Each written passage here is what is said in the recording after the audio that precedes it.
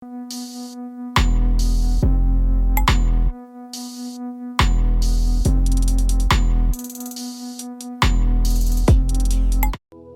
का जातक कथाओं का विशेष धम्म देशना कार्यक्रम प्रारंभ करते हैं। सबका मंगल मैत्री कामना करते हुए आज का कार्यक्रम शुभारंभ करते हैं। नमो तस्सा भगवतो अरहतो सम्मा सम्बुद्दस्सा। नमो तस्सा भगवतो अरहतो सम्मा सम्बुद्दस्सा। नमो तस्सा भगवतो अरहतो सम्मा सम्बुद्दस्सा। महाकारुणिक तथागत भगवान अरहत सम्यक संबुद्ध को त्रिबार वंदना। महाकारुणिक तथागत बुद्ध द्वारा देशित सुआख्यात धम्म को त्रिबार वंदना। महाकारुणिक तथागत बुद्ध के सुप्रतिपन्न आर्य श्रावक संघ को त्रिबार वंदना। परम पूजनीय बोधिसत्व डॉक्टर बाबा साहब अम्बेडकर और आज के कार्यक्रम में उपस्थित संपूर्ण श्रद्धा संपन्न बुद्धि संपन्न उपासक उपासिकाएं,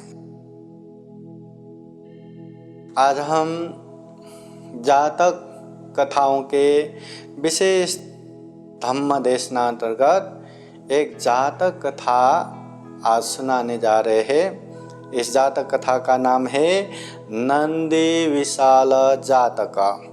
ये जातक अर्थकथा ग्रंथ अंतर्गत ये आता है कहानी। ये जातक अर्थकथा बुद्धवाणी जो प्रामाणिक ग्रंथ है त्रिपिटक, और त्रिपिटक का जो व्याख्या हुआ ग्रंथ है अर्थकथा।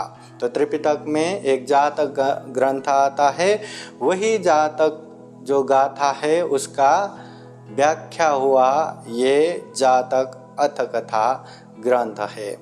ये जातक के संख्या अनुसार 28वां ये जातक कथा है, नंदी विशाल जातक।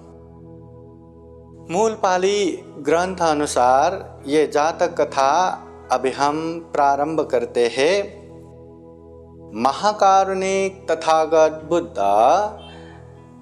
कौशल देश के राजधानी श्रावस्ती नगर, और श्रावस्ती नगर में जो अनाथ पिंडिक महाजन द्वारा जो निर्माण करके पूजनीय भिक्षु संघ को दान दिया हुआ सुप्रसिद्ध जेतवन बुद्ध विहार में तथागत बुद्ध रुके हुए थे।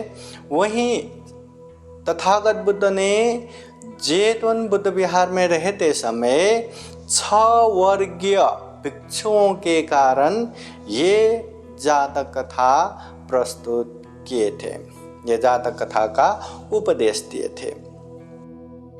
अभी तथागत बुद्ध ने ये जातक कथा क्यों कहना पड़ा, किस लिए कहना पड़ा, तो इसके विषय में भी ये वर्तमान कथा आता है।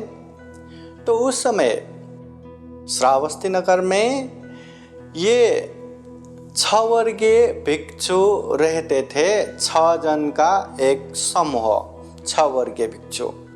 वो 6 वर्गीय भिक्षु बहुत ही बदमाश थे। जो शांति प्रिय भिक्षु है उन लोगों को बहुत ही अशांति देते थे, बहुत ही कष्ट पहुंचाते थे, अनेक तरह से निंदा करते थे। शारीरिक मानसिक रूप से अनेक अनेक क्लेश देते थे, अनेक अनेक कष्ट पहुंचाते थे। विशेषतः ये 6 वर्गीय भिक्षु अनेक तरह से लोगों को गाली देते थे, अपशब्द बोलते थे। जो बोलना अनुचित है ऐसी वाणी भी बोलते थे। विशेषतः 10 आक्रोश वस्तुओं द्वारा लोगों को गाली देते थे। अभी वो 10 आक्रोश वस्तु बोले तो जाति के नाम पे गाली देना, गोत्र के नाम पे गाली देना, अनेक अनेक नाम रख के गाली देना, उनके कुल के विषय में गाली देना, उसके कर्म के विषय में गाली देना, उसके शिल्प के विषय में गाली देना, उसके बीमार या रोग के विषय में गाली देना, उसके चित्त विकार के विषय में गाली देना और आपत्ति अपमानजनक शब्दों द्वारा गाली देना। इस तरह ये 6 वर्गीय भिक्षु सारे भिक्षुओं को अनेक तरह से परेशान करके रखा था, अनेक तरह से दुख कष्ट दे के रखा था। हमें यह भी याद रखना चाहिए, तथागत बुद्ध ने विनय पिटक में जितने ज़्यादा विनय बनाए, जितने ज़्यादा नियम बनाए, वो नियम बनाने के पीछे ये 6 वर्गीय भिक्षु भी प्रमुख थे। जितना ये 6 वर्गीय भिक्षु शील बिगाड़ते जाते थे, नियम बिगाड़ते जाते थे, फिर तथागत बुद्ध उसके विपरीत नियम बनाते जाते थे। नहीं तो तथागत बुद्ध बिना कारण कभी भी कहीं भी कोई भी न विनय बनाए, न नेम बनाए, न शील बनाए। जब जब जरूरत पड़ा तब तब उसी तरह तथागत बुद्ध नेम बनाते थे।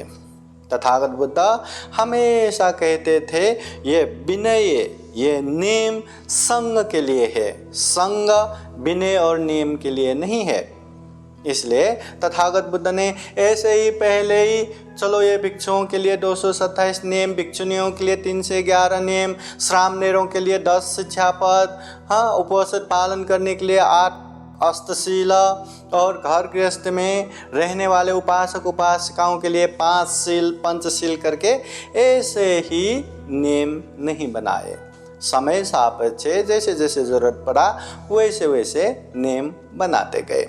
तो उसी तरह ये 6 वर्गीय भिक्षु लोगों को अनेक तरह से अपशब्द बोलते थे, गाली गलौज देते थे, शांति प्रिय भिक्षुओं का शांति छीन लेते थे। ये शारीरिक रूप से मानसिक रूप से भी क्लेश देते थे। तो अनेक अनेक ऐसी चरित्र कला करते बैठे थे। तो ये 6 वर्गीय भिक्षुओं के ऐसी चरित्र कला बाकी के भिक्षुओं ने अब तथागत भगवान बुद्ध के पास जाके शिकायत करने गए। तो तथागत बुद्ध ने वो 6 वर्गीय भिक्षुओं को सामने बुलाया और तथागत बुद्ध ने पूछा कि हे 6 वर्गीय भिक्षुओं, क्या सच में तुम लोग ऐसे अपशब्द गाली भरी बातें करते हैं क्या? तो वो भिक्षु अभी ना भी कैसे बोले। तथागत बुद्ध तो बुद्ध है, सर्वज्ञ है, उनको तो सब पता है। इसलिए वो भिक्षु ने स्वीकार करते हुए कहा, हाँ भंते, हाँ वो भगवान, हमने ऐसे अपशब्द गाली की बातें कही है। तो तथागत बुद्ध उन भिक्षुओं की निंदा करते हुए कहते हैं, अरे 6 वर्गीय भिक्षुओं, हाँ, ऐसे तथागत बुद्ध के इतने अच्छे शासन में, इतने अच्छे धम्म में रह के भी इस तरह का गाली गलौज और अपशब्द बोलते हो।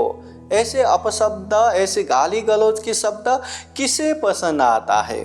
पहले पहले पशुओं को भी गाली गलौज के शब्द पसंद न आया, इसलिए 1000 स्वर्ण मुद्राएं की हानि करवा दिया। तो तथागत बुद्ध ऐसे कहने पे बाकी वहाँ रहे भिक्षु तथागत बुद्ध से निवेदन करते हैं, प्रार्थना करते हैं, भो भगवान, अभी के जो ये 6 वर्गीय भिक्षुओं के अपशब्द गाली की बात है तो पता चला, पर जो आप तथागत बुद्ध कहते हैं पहले पहले, हाँ, ये अपशब्द बोलने से कि पशुओं ने भी 1000 स्वर्ण मुद्राएं का नुकसान करवा दिया, ये क्या है? अच्छा होता कि तथागत बुद्ध आप हम लोगों को ये बात बताए। फिर तथागत बुद्ध ने अच्छा ठीक है बताता हूँ, ध्यान से सुनो कहते हुए यही नंदी विशाल जातक कथा वहाँ धम्म देशना करते हैं। साधु साधु साधु। बुद्धं नमामि, बुद्ध को नमन करता हूँ। धम्मं नमामि, धम्म को नमन करता हूँ। संघं नमामि, संघ को नमन करता हूँ।